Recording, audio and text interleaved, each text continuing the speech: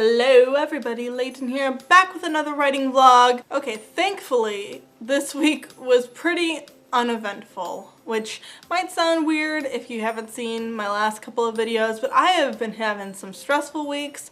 This week has been pretty chill, you know, on a scale of 1 to 10 as far as like craziness goes. It's been at a 1, which was like maybe like a 3, because I had like really bad allergies the other day and that was just a mess and a half. But like the rest of the week was pretty cool. Today that I'm filming this, which is Friday, that was my last day of work for the summer at my part-time job. So I have the next 2 weeks off where I'm going to be free to do whatever I want. I'm going to go visit my friend Maya next weekend in Utah, so that's exciting. There's hair tickling my face. And yeah, just pretty much I'm feeling good. I did not get a lot of writing done, unfortunately. Here's the thing.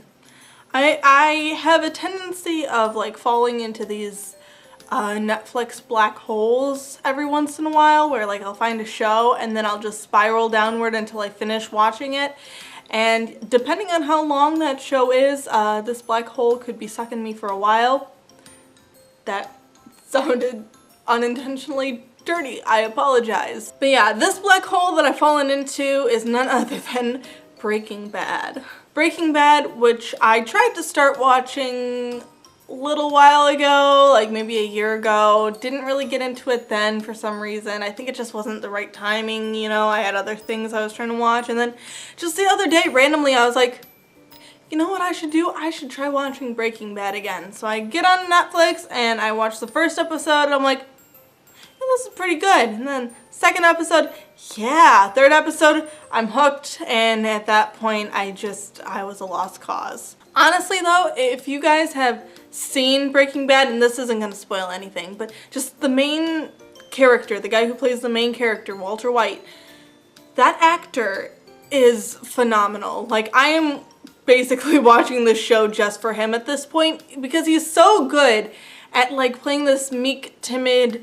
science teacher guy who's just, you know, a good family guy or whatever. But then like there's this shift in him where he turns into, he calls himself Heisenberg when he's, you know, dealing the meth, doing the drugs.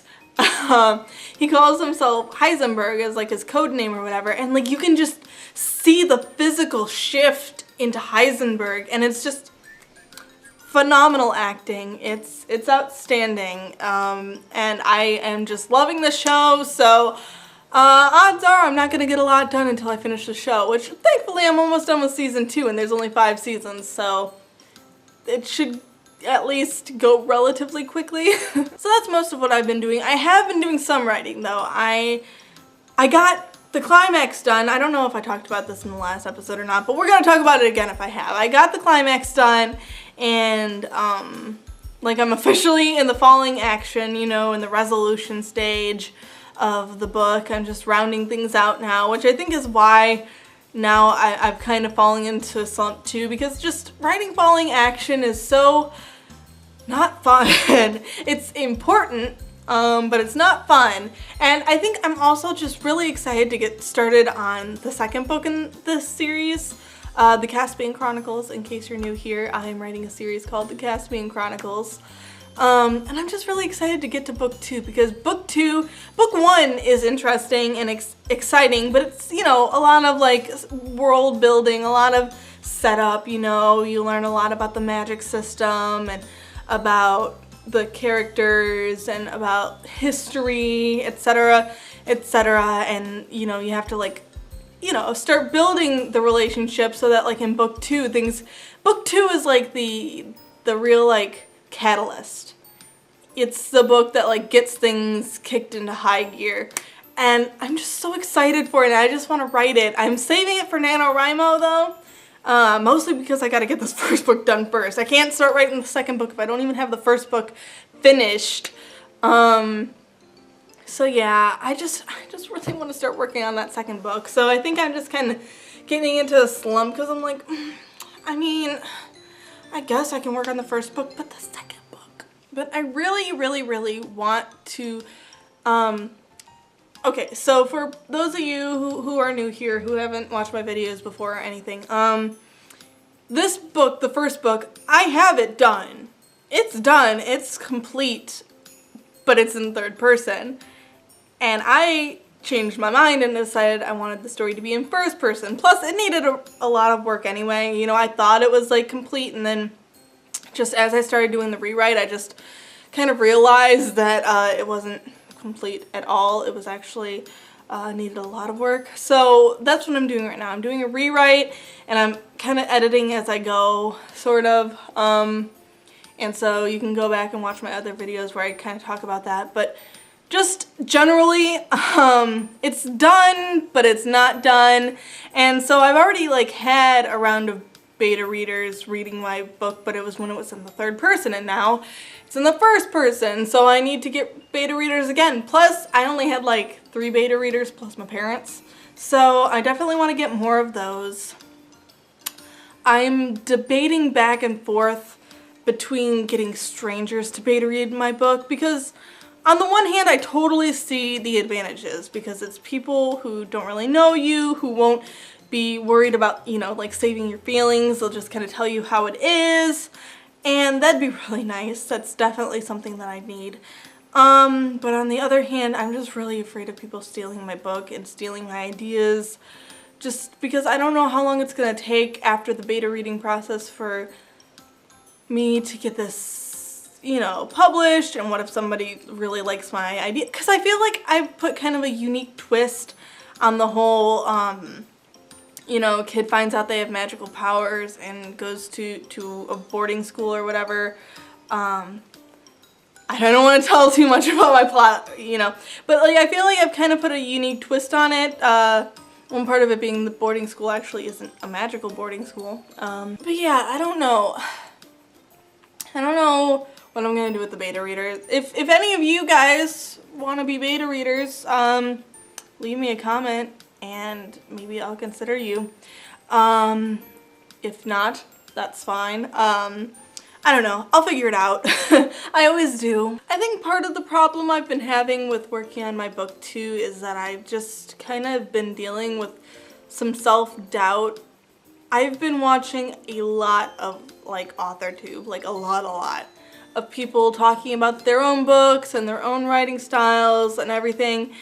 And I don't know, I'm just starting to like doubt myself, which is the opposite of what should be happening. I'm almost finished with my book and I should be feeling good. I should be feeling on cloud 9, and instead I just feel nervous and anxious. Like, what if people don't like my book? What if I put in all of this hard work and it comes to naught? And, you know, nothing good comes out of it. Nobody likes my book. What if nobody even knows it comes out? Because, like, what if, you know, I'm not able to build a platform before I release the book? And I don't know. I guess it's just a lot of self-doubt, I guess, but it's just something I'm going to have to deal with, because I'm getting this book published no matter what, okay? I'm not going to let myself chicken shit out of getting this book out there and getting it published. It's happening. It's happening. I just don't know. I guess it's just, but I feel like I probably have these waves of self-doubt, and then, like, you know, crazy high big ego, and then crushing self-doubt, and then big ego, and then crushing self-doubt, and I just think it comes in waves, and I think I'm just in one of those waves. And maybe it's just because of everything that's been happening the past few weeks. I've been stressed, and now this is my first week to really settle out, and that anxiety is still coursing through my veins. On the bright side though, lately I've been coming up with a lot of other like one-off, you know, novel, like standalone novel ideas. A lot of contemporary, which is really weird because I never really considered myself a contemporary type of gal. It's not something I really used to read. I've been reading more of it lately, but like, and maybe that's why I've been getting ideas for it, because I've been reading more of it lately. But I mean, I like it. I like having ideas for standalone novels. I think those might be fun to write to give myself a break from this crazy world building that I'm doing for the Caspian Chronicles. So yeah. In reading news, I am still trying my very hardest to read Crown of Midnight, which is the second book in the Throne of Glass series. I have not really gotten any further than I was the last time I updated you guys. I don't know why. I don't know why I suddenly just am not interested in this book. It's kind of a shame, but then also my mom was at like this flea market thing or something, and she found this honkin' book, and it's called The Writer's Handbook. And it's got a ton of different like people who, I don't know, experts in writing. I don't know if they're authors or if they're like professors or whatever, but like there's a ton of like articles in here, a ton of, you know, like Talking About Writing by Ursula K. Le Guin. And they talk about how to write, you know, a lot of writing advice. So I'm really interested in reading this, so I might start reading this and put Crown of Midnight aside for a while, just because, I don't know, I'm really not getting into that book, and I'm kind of tired of trying to make myself get into it.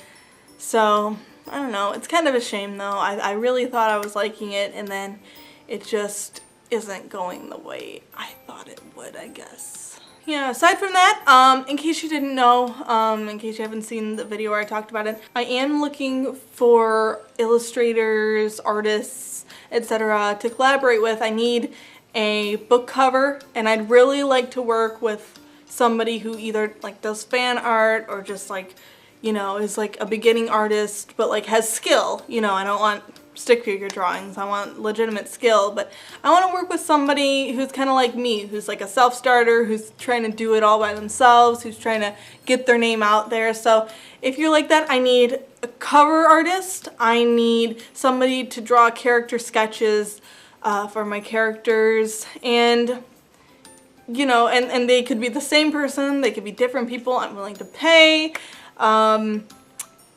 and obviously, you know, like basic rates. I'm not about to pay like 200 times more than I'd pay anybody else, you know. It's got to be reasonable, but I am willing to pay, and I'm willing to pay, you know, the market price. I don't expect a discount.